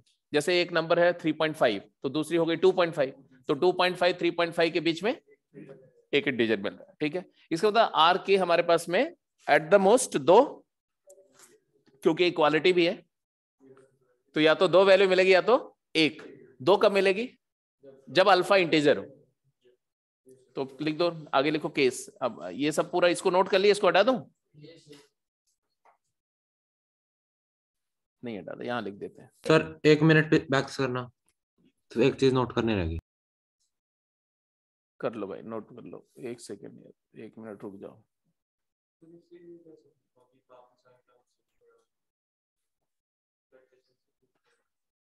हाँ, तो ये किसी भी आर के लिए है ना? आर कोई एक स्पेसिफिक नंबर तो नहीं ली ना मैंने लिया कि आर कोई एक जनरल टर्म है, वो जनरल टर्म अपने पिछले वाले से भी बड़ा है, अगले से भी बड़ा है।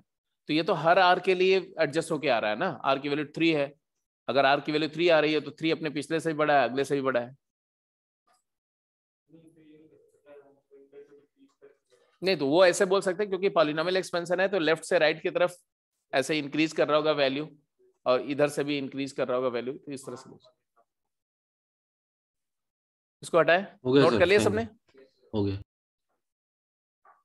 तो फाइनल कंक्लूजन पे चलते हैं। आप लिखिए, हमने बोला r is less than equal to n plus 1 upon 1 plus mod a by x minus 1 and greater than equal to this and less than equal to n plus 1 upon 1 plus mod a by x। यही हमारा final conclusion था।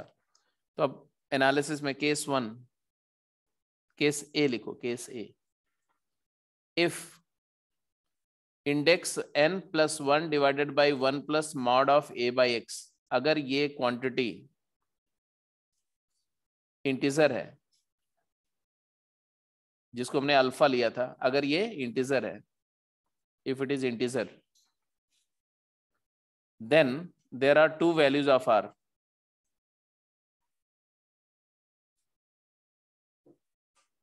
मानते हो कि नहीं मानते हो? कौन कौन सी? हाँ, alpha and alpha minus 1, and therefore 2 numerically greatest term. 2 terms will be numerically greatest.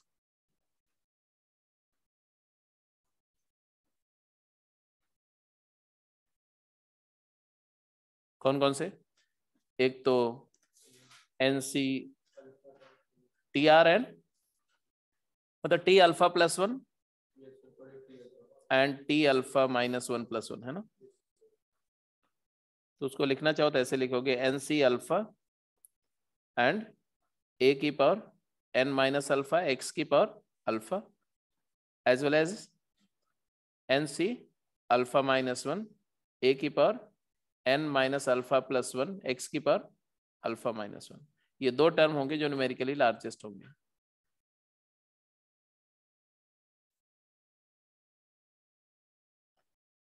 But case b की बात करते हैं। कौन से केस की? If alpha does not belongs to integer, alpha integer नहीं है, मतलब n plus 1 upon 1 plus mod a by x की वैल्यू इंटीजर नहीं है, फ्रैक्शन आ रही है, तो उस केस में क्या होगा? उस केस में नंबर लाइन पर देखो तो ये अगर अल्फा है और ये अल्फा माइनस 1 है, तो इन दोनों के बीच में जो नंबर होगी, जो इंटीजर होगी, होगी gint of alpha, integer part of alpha. Gint alpha lies between alpha minus 1 and alpha plus 1। ये प्रॉपर्टी मैंने बताई थी आपको कि gint x is always less than equal to x and greater than x minus 1। ठीक है, तो इस प्रॉपर्टी से जिंट अल्फा आ गया आर की वैल्यू, तो आर की वैल्यू क्या आ गई? जिंट ऑफ अल्फा, और आर जिंट अल्फा हो गया तो कौन सा टर्म न्यूमेरिकली लार्जेस्ट हुआ? हाँ, तो लिखो न्यूमेरिकली लार्जेस्ट टर्म या numerically greatest term will be t of gint alpha plus 1, that is nc integer part alpha a raised to the power gint of alpha minus 1 n minus gint alpha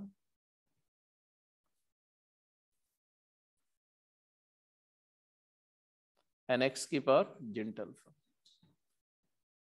तो this is how you calculate the numerically greatest term in given expansion। ठीक है, समझ में आ रही बात कि नहीं?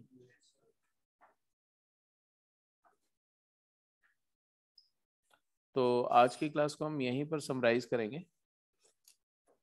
Next class में, कल के क्लास में हम लोग इस पर और क्वेश्चंस करेंगे। ठीक है जी, तो आप न्यूमेरिकली ग्रेटेस्ट वाले क्वेश्चंस भी कर जाएंगे। न्यूमेरिकली ग्रेटेस्ट टर्म के क्वेश्चन आपके एनसीईआरटी में भी कुछ मिलेंगे। ठीक है, गेम कहाँ तक हो गई होगी? किसी के पास है क्या गेम? किसी के पास गेम का प्रिंट आउट नहीं ना? अरे तुम लोग पूरा डिजिटल हो गया ना? अगली क्लास में आएंगे तो आप सबके पास गेम की प्रिंट आउट होनी चाहिए, मैं देखूंगा। ठीक है, दूसरी बात, आप सभी लोग अपना क्लास नोट लेके आएंगे। आज भी होगी वैसे मोस्टली सबके पास में, बट हो सकता है कुछ लोगों के पास में ना हो, कुछ कलाकार हैं। सबके पास है नोट्स? ठीक है, तो कल मैं सबका नोट्स जरा चेक करूंगा क्लास के पहले। हाँ, नहीं असाइनमेंट वाले नहीं, सिर्फ क्लास नोट पहले चेक करूंगा। ठीक है ना, और फिर मैं गेम देख करके भी बता दूंगा कि कौन कौन सा करना आपको। हाँ, 1 और 2 तो पूरी कर सकते हैं, गेम 2 कंप्लीट कर जाएंगे, जो कुछ बचेंगे। 2 में बहुत सारे क्वेश्चन कर भी लिए आज आपने। ठीक है, फिर गेम 3 में देखना होगा, गेम 3 में शायद न्यूमेरिकली ग्रेटेस्ट टर्म के क्वेश्चंस होंगे तो वो कर सकते हैं। ठीक, हाँ हाँ ऑफलाइन।